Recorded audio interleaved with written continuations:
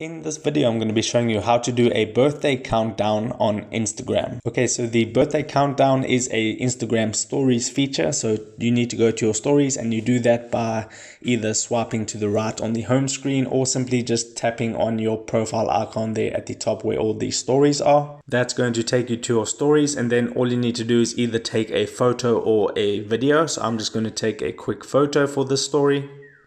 And then you can see those different icons at the top, and you want to go ahead and tap on the sticker icon, which is on the right hand side of the download button. Tap on that, and there you can see near the bottom right of the screen it says countdown. You want to tap on that, and then you will have to give your countdown a name. So this is a birthday timer, so I will name it birthday. And then you want to tap on the timer itself, and now you will just select the date when it's your birthday. So I'll just select any date, and you can make it all day, or if you don't want it for the whole day, you can toggle it down and then choose a time for that specific date as well. I'll just leave it on all day, and then you will tap on the done button at the top right, and you can position this however you would like. You can even draw on this if you would like.